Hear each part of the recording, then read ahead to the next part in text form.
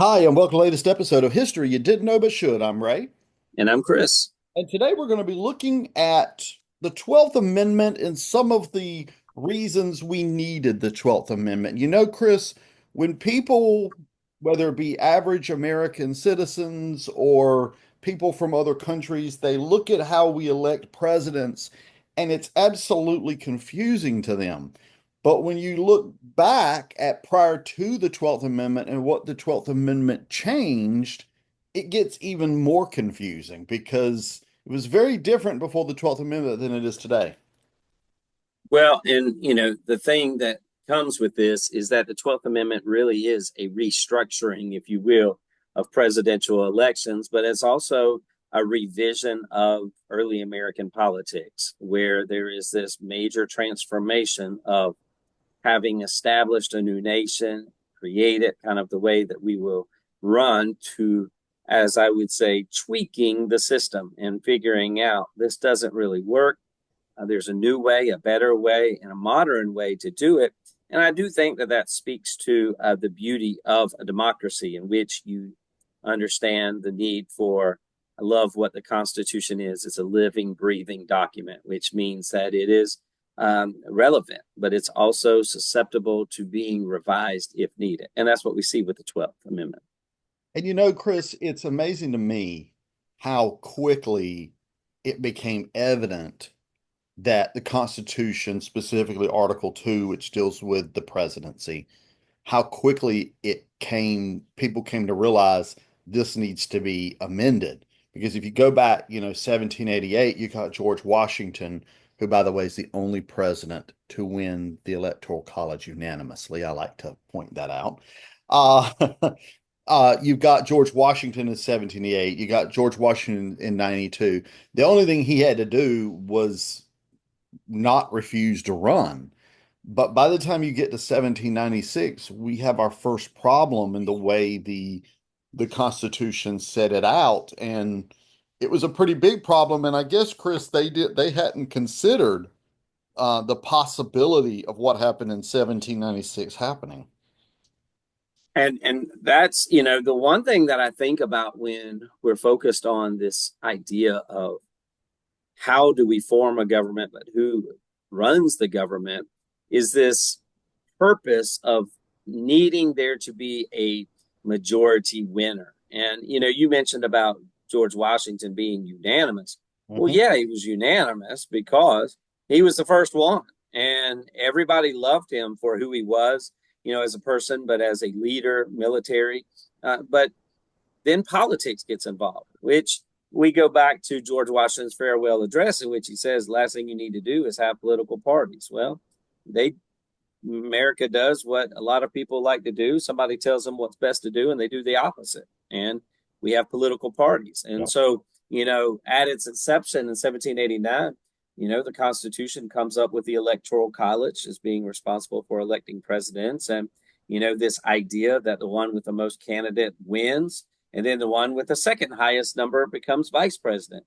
My gracious, in 2025, if we were to have that system in place, I would say we'd have chaos, but some people would say we already have chaos. So You're there. it would be more chaos. But that was the original intent. And while it sounds good, because it does sound good, Mhm. you came a second, you deserve the second spot. The reality is politics plays a role in it, and it's not going to work. You need a cohesive government that runs, and in that section, it didn't really seem like it was going to work well. Yeah, because by the time you get to 1796, Thomas Jefferson had been Secretary of State under Washington. Now, he had left and gone back to Monticello. But by the time the 1796 election comes along, he and John Adams are different political parties. And here you have John Adams, a Federalist, as president, and Thomas Jefferson, a Democratic Republican, as vice president. And though they had been friends, yeah, their political differences are going to cause the cabinet a lot, the president a lot of trouble, the presidency a lot of trouble there with John Adams, but it's also going to cause Thomas Jefferson a lot of trouble to the point where he just sort of says, "Well, I'm retiring back to Monticello. I'm going home. You know, I'll leave you to deal with this mess, President Adams."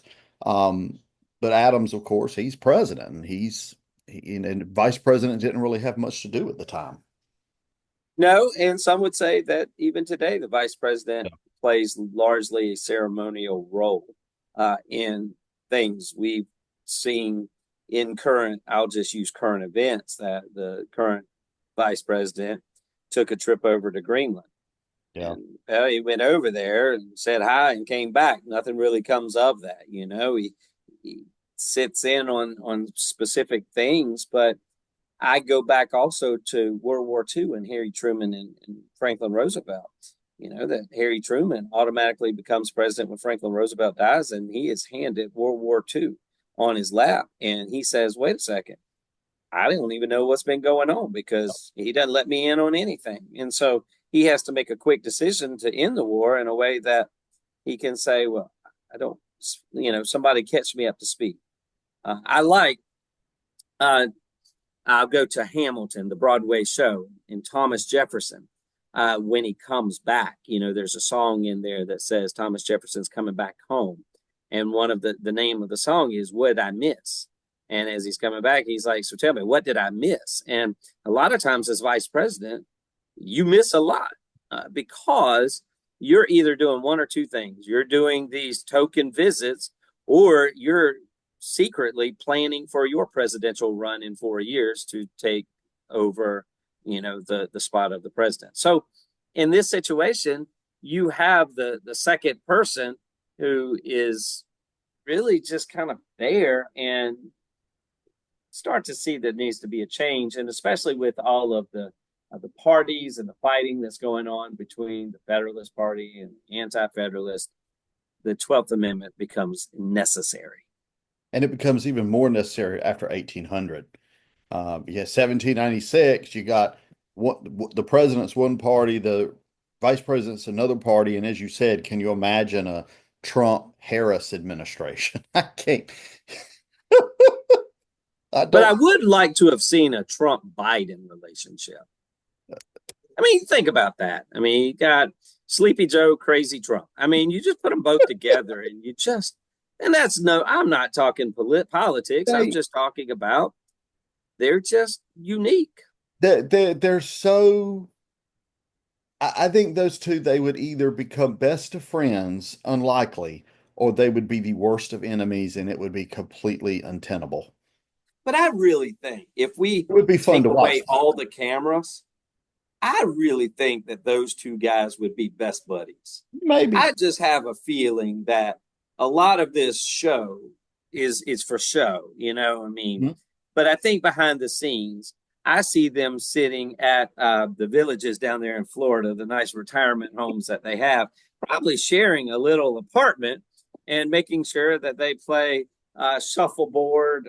They go to the beach. You can see them on a golf cart. They Just they're sitting on their decks and they've got the towel over their legs and they got the little sippy cups and and there's a big sign that says "Make retirement great again." yes, yes. See that, and I know that has nothing to do with the 12th Amendment, but Why not?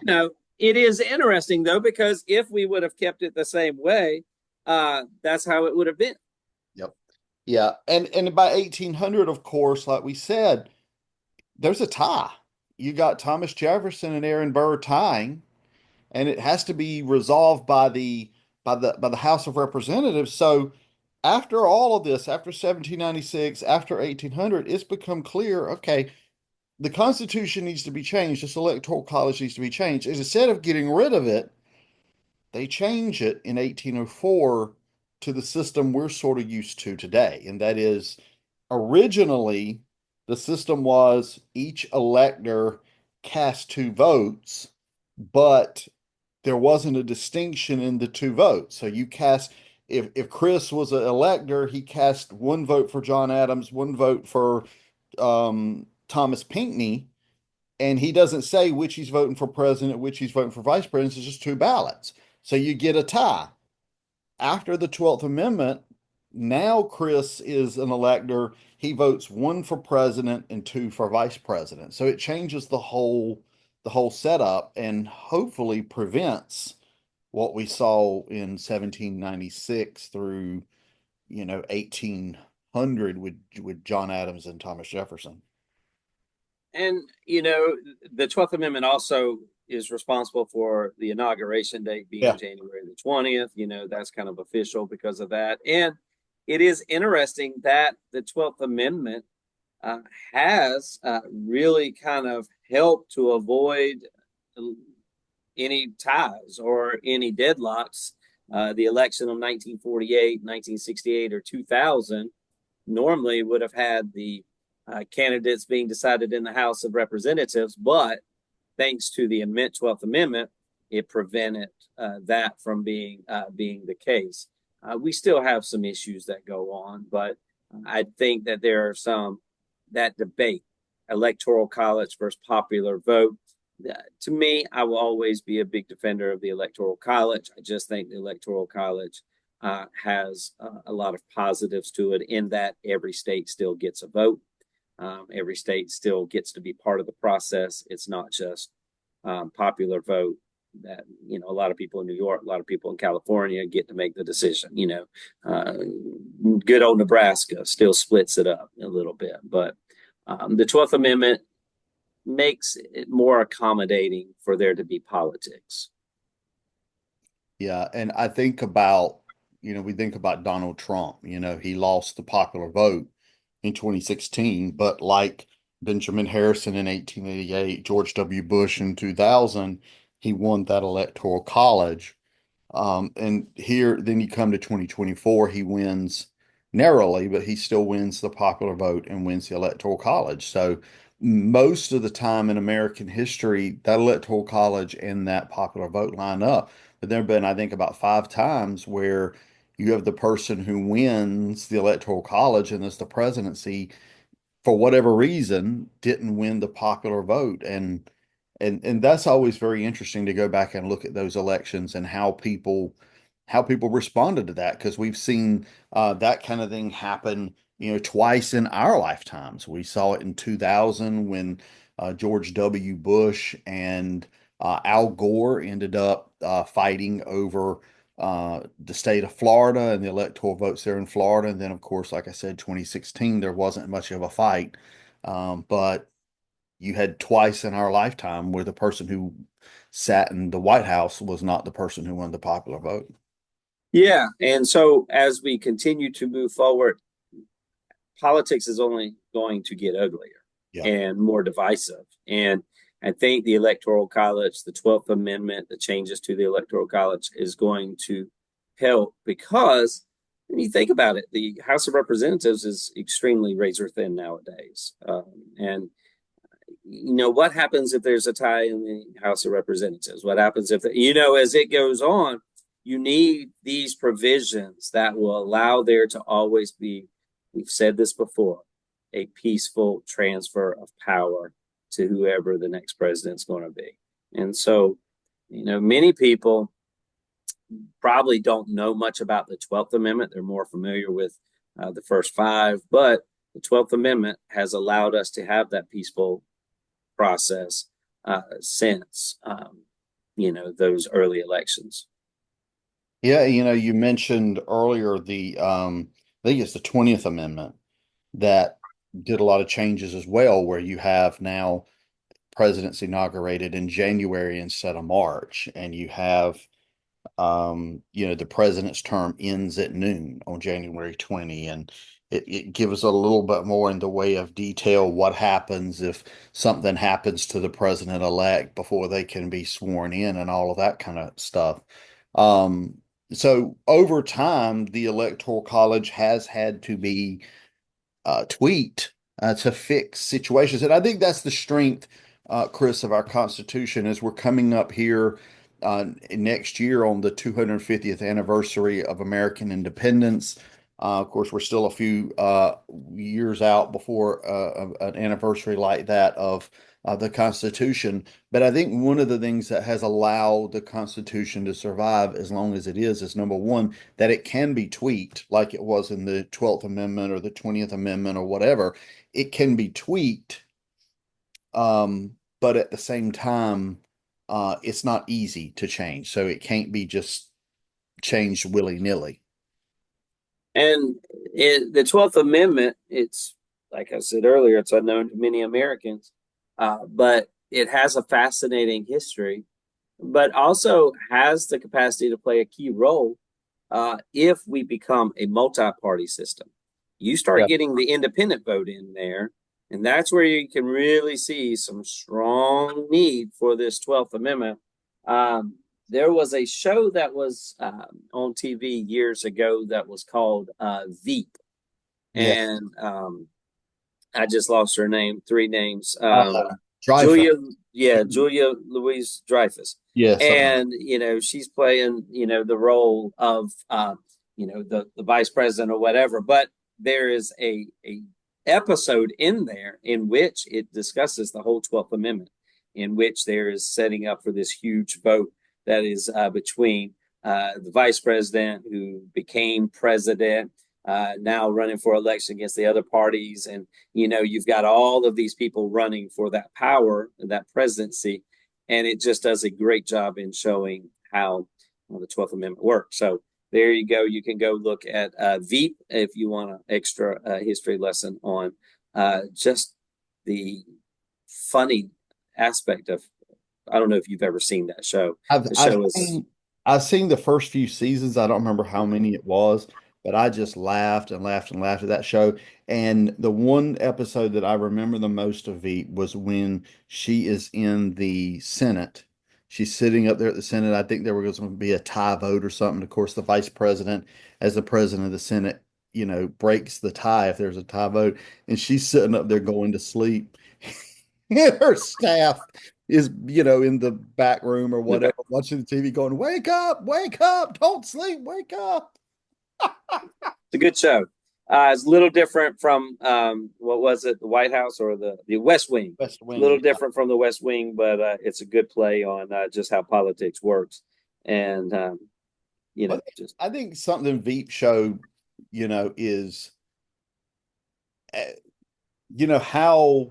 how much sometimes, at least especially when you see in a scene like that, how much sometimes the people we see, know, and hear, the main politicians, how much support they have to get from their staff. That a lot of times, they couldn't do it on their own, but they've got that support staff. A former student of mine is actually in Washington, D.C. now, working for a congressperson there in Washington, D.C. in the Capitol, and people like that are probably the people who are responsible for, well, not probably, they are the people who are responsible for the research that politicians use, the numbers they use, those big charts they use when they want to make a point, that kind of thing. So, but I'll tell you a story about that particular student.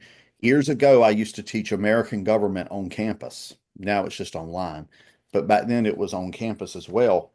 And I don't remember which semester it was, but this guy comes into my classroom, Chris, and he sits down on the front row, which is always impressive. Because right. usually we're all Baptist when it comes to a classroom. Sits down on the front row, and within the first few minutes of class, pulls out a pocket Constitution from his backpack, and I was like, I'm impressed. You get an A. That's right. You got an A. You can go home now. But yeah. But he went on to get a master's in history and is now working on Capitol Hill. That's great. And then here we are, just loving podcasts, loving history. And you know what? We could do a podcast, and maybe our listeners would just think about this. We could do a podcast every day on something in government that we would say, what were they thinking? Yeah. History you didn't know but should. There's so much history that is taking place right now. And maybe a lot of that has to do with the culture of news and in the information age. But the reality is, we're living in unique times, Oh, times that I think go back to right after George Washington decided to hang it up. And you had Jefferson and Adams who decided, well, we'll kind of get into our little thing here about what's going to happen, and chaos ensued. well, Washington, one of the reasons he, stepped down after his second term, and he really wanted to step down after his first term. He was sort of done at the end of his first term. One of the reasons he stepped down at the end of his second term was the political strife, arguing within his cabinet and just within the country itself. And he was not, that wasn't something he liked. I cannot imagine what he would think about what's going on now. But like you said, I wonder. Sometimes I do agree. I wonder sometimes if a lot of what we that we're hearing about stuff maybe 100 years ago we wouldn't heard about sometimes. So I don't know. Sometimes I also wonder if some of the leaders we have in this country now would be in positions of leadership were it not for the internet. Uh, you know, One of the things that the Constitution talks about as far as qualifications, Mhm. one thing that might be missing is sometimes education Yep. and common sense. Because one of the biggest things that a person needs to be able to lead a group of people is common sense. Mhm. And, you kind of look at things nowadays and you have to ask, don't know if there's a lot of common sense going around. Mhm. And that's no disrespect to any particular person. Yeah. It's just the constant change of stuff that just things change every minute. And so I don't know how it would have been. Maybe it was just different because, like we said, there wasn't no computers. There was newspapers. It took forever to get the news out. I mean, people didn't have the opportunity to really communicate and constantly. And so I think it was just a simpler way of life. And people were more interested in just trying to make it and trying to survive and trying to just establish society, much less getting in everybody else's business. Yeah, and life is much different when your biggest challenge of the day is whether you're going to be able to log on to Instagram or Facebook, versus whether you're going to be able to eat today. Because I mean, life was totally different back then. Chris, very interesting conversation. We started off with the 12th Amendment, went in several different directions there, but I think that's okay. Hope our That's what the people like. The that's people like flexibility. The people like us just waxing eloquent on all of the things that are going on in life. So, hope our listeners enjoy this episode. Please share this episode with your family and friends. Remember, we're on Spotify, we're on YouTube, we're on Anchor, we're on a lot of different platforms. We hope you will, like I said, share it with your family and friends. Give an episode a like if you listen to it. Until next time, I'm Ray. I'm Chris. Talk to you later.